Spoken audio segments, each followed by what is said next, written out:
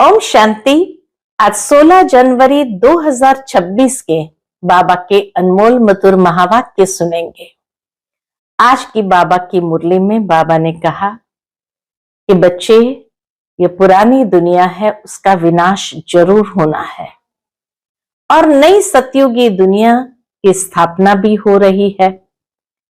शास्त्रों में भी दिखाया है कि ब्रह्मा द्वारा स्थापना और शंकर द्वारा महाविनाश। परंतु बाबा कहते ये विनाश भी ड्रामा की नूंद है, वो अपने समय पर ही होना है। उसमें नेचुरल कैलेमिटीज भी होगी, परंतु वह थोड़ी होगी। ज्यादातर महाविनाश बॉम्ब्स आदि से ही होना है। बाबा कहते जापान में जो बॉम्ब डाला था वो तो छोटा सा था, अभी तो कई गुना शक्तिशाली बॉम्ब बनाए हैं। वो रखने के लिए तो नहीं बनाए हैं, उसका प्रयोग जरूर होना है और ये महाविनाश भी कल्याणकारी है। बाबा कहते इस विनाश के द्वारा हर आत्मा का कल्याण होना है। मुक्ति, जीवन मुक्ति को प्राप्त करेंगे और उसके बाद नई दुनिया जो आएंगी उसमें जिन्होंने पुरुषार्थ किया है वो इस संसार में अवतरित होकर के अपने दैवी चोले को धारण कर फिर अपना पाठ बजाएंगे। तो इसीलिए इस विनाश को भी कल्याणकारी कहेंगे, जिसमें सब आत्माओं का कल्याण होना है। इसको अकल्याणकारी नहीं कह सकते हैं। तो सुनते हैं आज के बाबा के अनमोल मधुर महावाक्य। ओम शांति। मीठे बच्चे, तुम जो भी कर्म करते हो उसका फल अवश्य मिलता है। निष्काम सेवा तो केवल एक बाप ही करते हैं। आज की मुरली से प्रश्न है, ये क्लास बड़ा वंडरफुल है, कैसे? यहां मुख्य मेहनत कौन सी करनी होती है?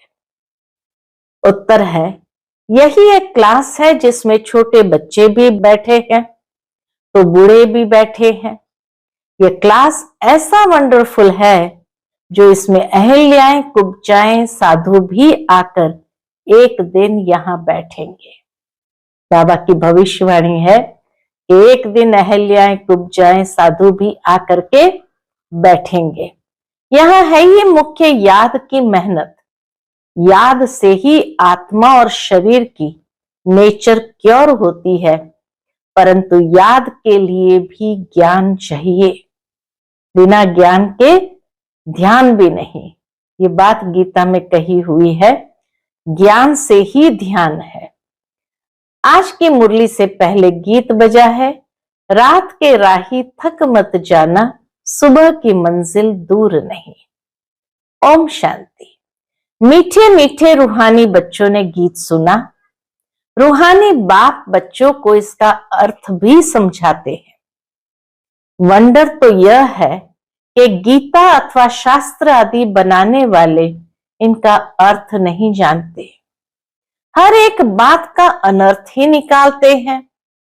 रूहानी बाप जो ज्ञान का सागर पतित पावन है, वह बैठ इनका अर्थ बताते हैं। राजयोग भी बाप ही सिखलाते हैं।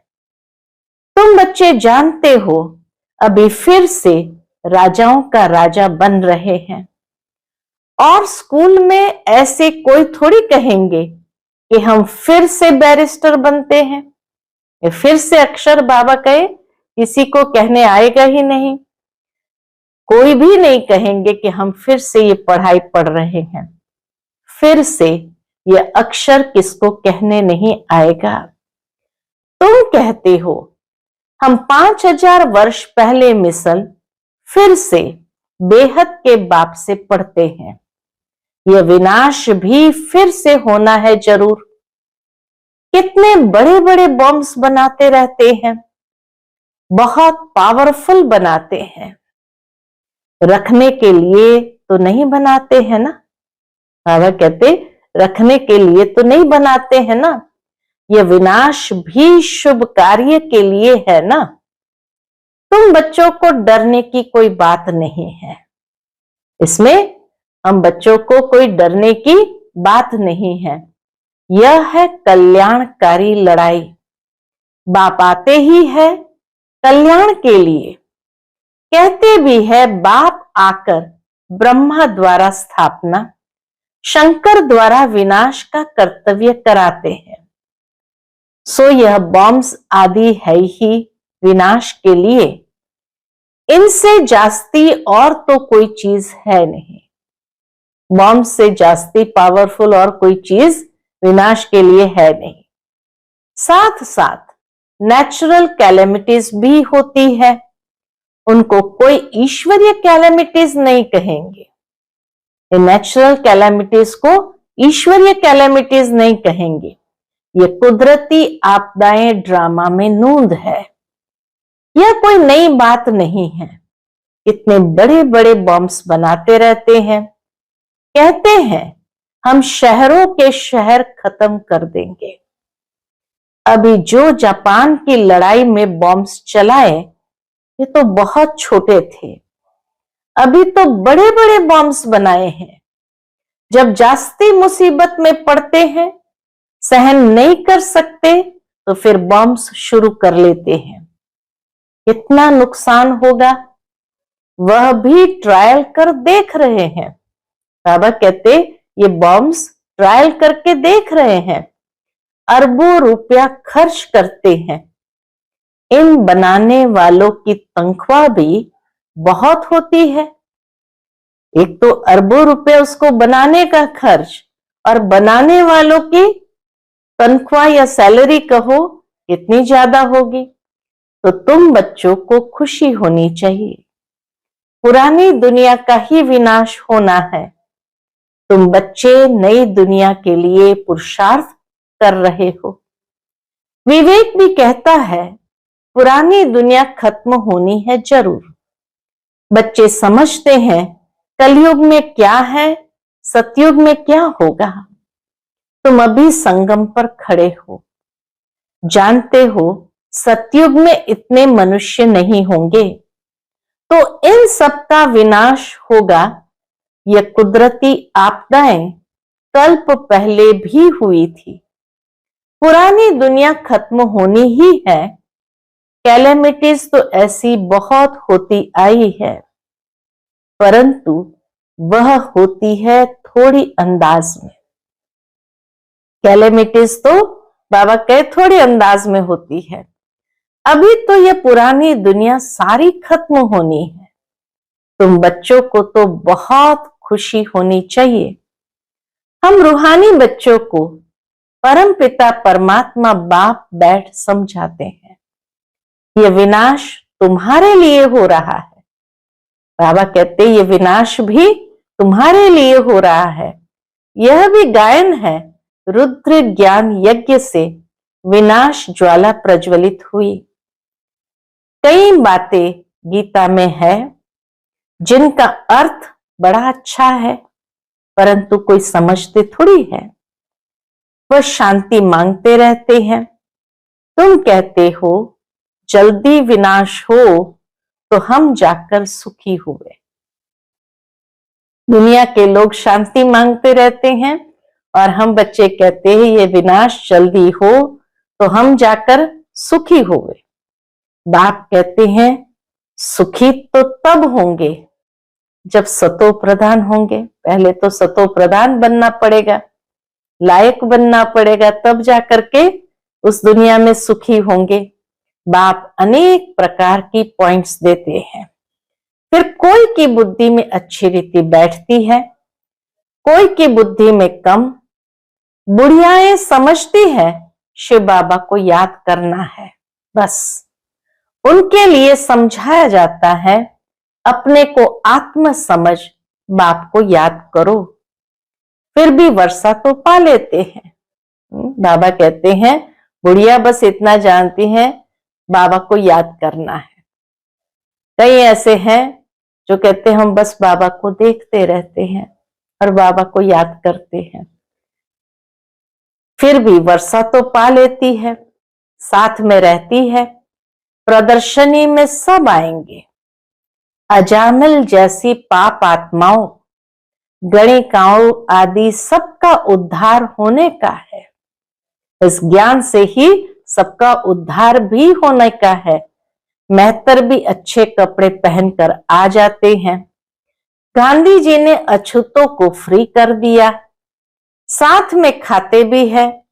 बाप तो और भी मना नहीं करते हैं, समझते हैं इन्हों का भी उद्धार करना ही है। काम से कोई कनेक्शन नहीं है। ये ज्ञान का मनुष्य की जाति से या काम से कोई कनेक्शन नहीं है। इसमें सारा मदार है बाप के साथ बुद्धि योग लगाने का। बाप को याद करना है। आत्मा कहती है मैं अछूत हूं। अब हम समझते हैं हम सतो प्रधान देवी देवता थे, फिर पुनर्जन्म लेते लेते अंत में आकर पतित बने हैं। अब फिर मुझ आत्मा को पावन बनना है। मुख्य बात तो आत्मा को पावन बनने की है। शरीर के जात आदि से बाबा कहते हैं कोई अंतर नहीं पड़ता।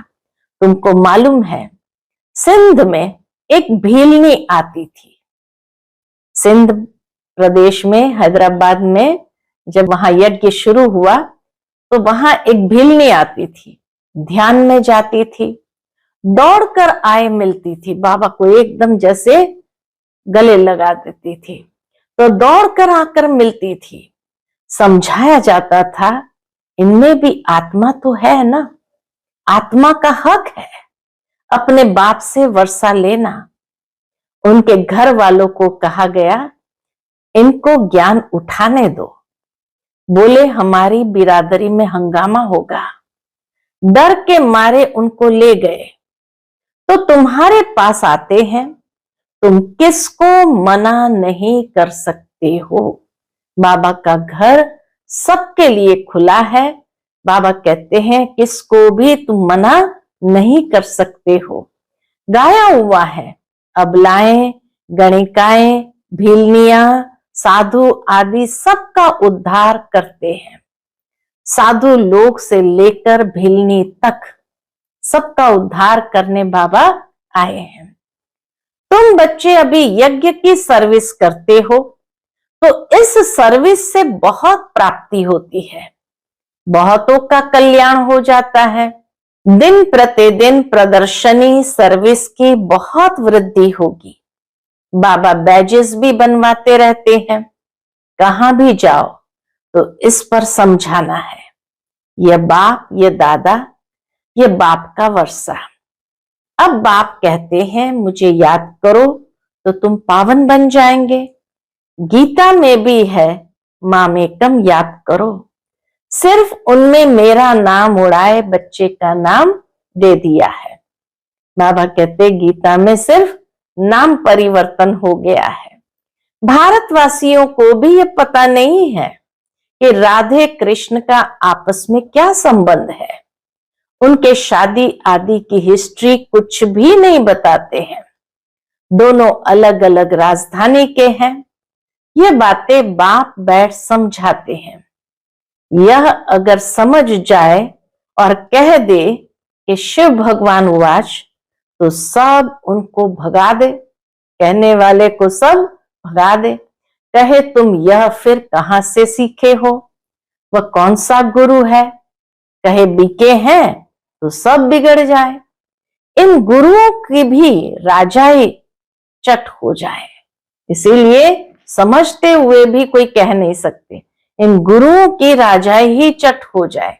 ऐसे बहुत आते हैं, लिख कर भी देते हैं, फिर तुम गुम हो जाते हैं। बाबा कहे लिख करके भी देते हैं लेकिन फिर गुम हो जाते हैं। बाप बच्चों को कोई भी तकलीफ नहीं देते हैं, बहुत सहज युक्ति बतलाते हैं। कोई को बच्चा नहीं होता है तो भगवान को कहते हैं बच्चा दो, फिर मिलता है तो उनकी बड़ी अच्छी परवरिश करते हैं, पढ़ाते हैं। फिर जब बड़ा होगा तो कहेंगे अब अपना धंधा करो। बाप बच्चे को परवरिश कर उनको लायक बनाते हैं तो बच्चों का सर्वेंट ठहराना। बाप बच्चों का सर्वेंट ठहराना। यह बाप तो बच्चों की सेवा कर साथ ले जाते हैं। वो लौकिक बाप समझेगा बच्चा बड़ा हो, अपने धंधे में लग जाए, फिर हम बूढ़े होंगे तो हमारी सेवा करेगा। यह बाप तो सेवा नहीं मांगते हैं। शिव बाबा को कोई अपनी सेवा नहीं करानी है, यह है ही निष्काम। शिव बाबा तो और ही करते हैं और निष्काम। लौकिक बाप समझते हैं जब तक जीता हूं तब तक बच्चों का फर्ज है हमारी संभाल करना, ये कामना रखते हैं। यह बाप तो कहते हैं मैं निष्काम सेवा करता हूं। हम राजाई नहीं करते हैं, मैं कितना निष्काम हूं।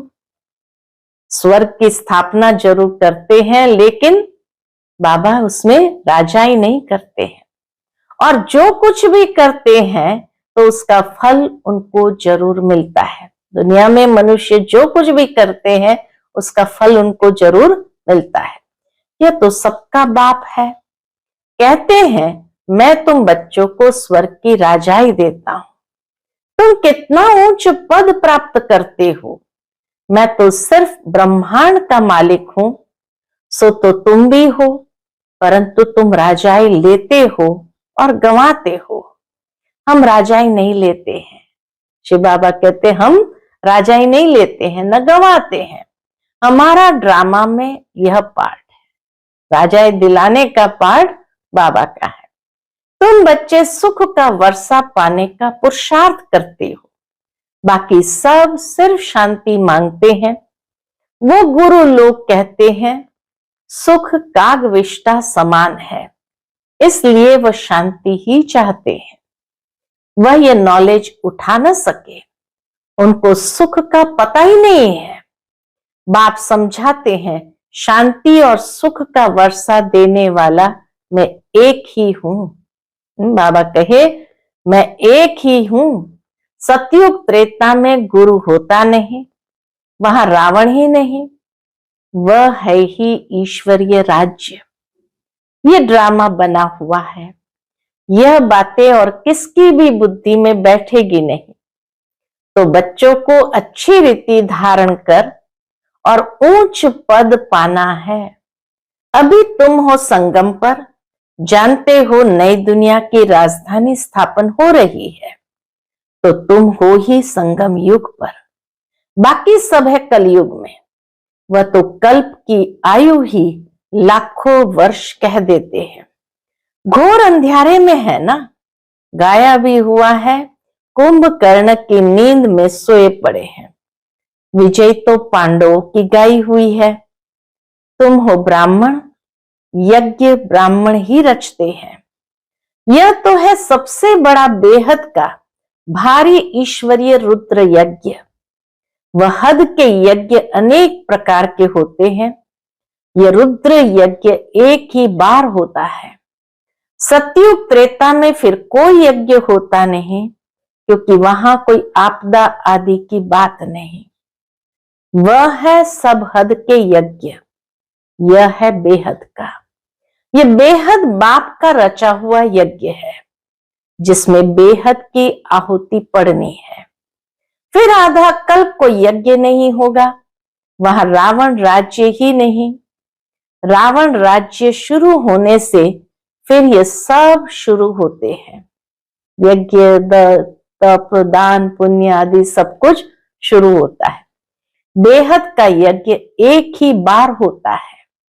इनमें ये सारी पुरानी सृष्टि स्वाहा हो जाती है। यह है बेहद का रुद्र ज्ञान यज्ञ। इसमें मुख्य है ज्ञान और योग की बात। योग अर्थात याद। याद अक्षर बहुत मीठा है। योग अक्षर कॉमन हो गया, इसलिए बाबा कहते योग नहीं कहो, याद अक्षर बहुत मीठा है। योग का अर्थ कोई नहीं समझते हैं, तुम समझा सकते हो। योग अर्थात बाप को याद करना। बाबा आप तो हमको वर्षा देते हैं बेहद का। ऐसे प्यार से बाबा को याद करो, बातें करो। बाबा आप तो हमको वर्षा देते हैं बेहद का। आत्मा बात करती है, बाबा आप फिर से आए हो, हम तो आपको भूल गए थे, आपने हमको बादशाही दी थी, अब फिर आकर मिले हो, आपकी श्रीमत पर हम जरूर चलेंगे। ऐसे ऐसे अंदर में अपने साथ बातें करनी होती है। बाबा आप तो हमें बहुत अच्छा रास्ता बताते हो, हम कल्प कल्प भूल जाते हैं, अभी बाप फिर अभूल बनाते हैं, इसलिए अब बाप को ही याद करना है, याद से ही वर्षा मिलेगा। मैं जब सन्मुख आता हूं तब तुमको समझाता हूं, तब तक गाते रहते हैं, तुम दुख हरता सुख करता हो, महिमा गाते हैं, परंतु न आत्मा को न परमात्मा को जानते हैं।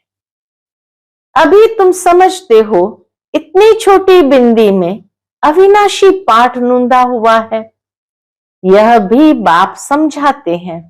उनको कहा जाता है परम पिता परमात्मा अर्थात परम आत्मा, बाकी कोई हजारों सूर्य मिसल नहीं हो।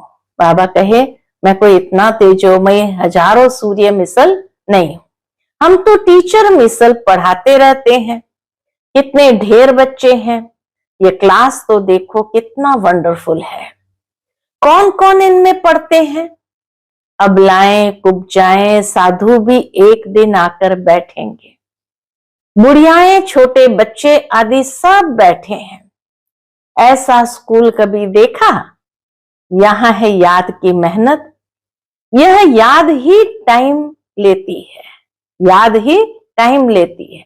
याद का पुरुषार्थ करना यह भी ज्ञान है ना, याद के लिए भी ज्ञान है, चक्र समझाने के लिए भी ज्ञान है।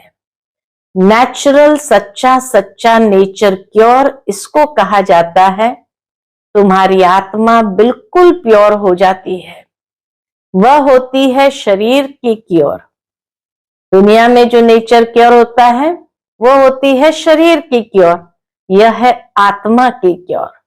आत्मा में ही खाद पड़ती है, सच्चे सोने का सच्चा जेवर होता है। अभी यहां बच्चे जानते हैं शिव बाबा सन्मुख आया हुआ है, बच्चों को बाप को जरूर याद करना है। हमको अब वापस जाना है, इस पार से उस पार जाना है। बाप को वर्षे को और घर को भी याद करो, वह है स्वीट साइलेंस होम। दुख होता है अशांति से, सुख होता है शांति से। सतयुग में सुख शांति संपत्ति सब कुछ है, वहां लड़ाई झगड़े की बात ही नहीं। बच्चों को यही फुरना होना चाहिए, हमको सतो प्रधान सच्चा सोना बनना है। बाबा कहे यही अंदर में फुरना होना चाहिए कि हमें सतो प्रधान सच्चा सोना बनना है, तब ही ऊंच पद पाएंगे। ये रूहानी भोजन मिलता है, उसको फिर उगारना चाहिए। आज कौन सी मुख्य पॉइंट सुनी, यह भी समझाया। यात्राएं दो होती है, रूहानी और जिस्मानी। ये रूहानी यात्रा ही काम आएगी। भगवान वाच मन मना भव, भगवान वाच मन मना भव। अच्छा, मीठे मीठे सिकिलदे बच्चों प्रति माता पिता बाप दादा का याद प्यार और गुड मॉर्निंग। रूहानी बाप की रूहानी बच्चों को नमस्ते। हम सब रूहानी बच्चों की रूहानी माता पिता बाप दादा को याद प्यार गुड मॉर्निंग और नमस्ते नमस्ते। शुक्रिया बाबा शुक्रिया। आज की मुरली से धारणा के लिए मुख्य सार है। पहली पॉइंट, ये विनाश भी शुभ कार्य के लिए है, इसलिए डरना नहीं है। कल्याणकारी बाप सदा कल्याण का ही कार्य कराते हैं, इसी स्मृति से सदा खुशी में रहना है। दूसरी पॉइंट, सदा एक ही फुरना रखना है कि सतो प्रधान सच्चा सोना बन ऊंच पद पाना है। जो रूहानी भोजन मिलता है उसे उगारना है। अर्थात चिंतन करना है। आज का बाप दादा का मधुर वरदान हम बच्चों के प्रति है, स्वयं को जिम्मेवार समझकर हर कर्म यथार्थ विधि से करने वाले संपूर्ण सिद्धि स्वरूप भव। स्वयं को जिम्मेवार समझकर हर कर्म यथार्थ विधि से करने वाले संपूर्ण सिद्धि स्वरूप भव। इस समय आप संगम युगी श्रेष्ठ आत्माओं का हर श्रेष्ठ कर्म सारे कल्प के लिए विधान बन रहा है। हमारा हर कर्म सारे कल्प के लिए विधान बन रहा है, तो स्वयं को विधान के रचयिता समझकर हर कर्म करो। कितना अटेंशन से हमें हर कर्म करना है, इससे अलबेलापन स्वतः समाप्त हो जाएगा। संगम युग पर हम विधान के रचयिता जिम्मेवार आत्मा है। इस निश्चय से हर कर्म करो तो यथार्थ विधि से किए हुए कर्म को संपूर्ण सिद्धि अवश्य प्राप्त होगी। यथार्थ विधि से किए हुए कर्म की संपूर्ण सिद्धि अवश्य प्राप्त होगी। आज का स्लोगन है, सर्वशक्तिमान बाप साथ हो तो माया पेपर टाइगर बन जाएगी। सर्वशक्तिमान बाप साथ हो तो माया पेपर टाइगर बन जाएगी। आज का अव्यक्त इशारा, इस अव्यक्त मास में बंधन मुक्त रह जीवन मुक्त स्थिति का अनुभव करो।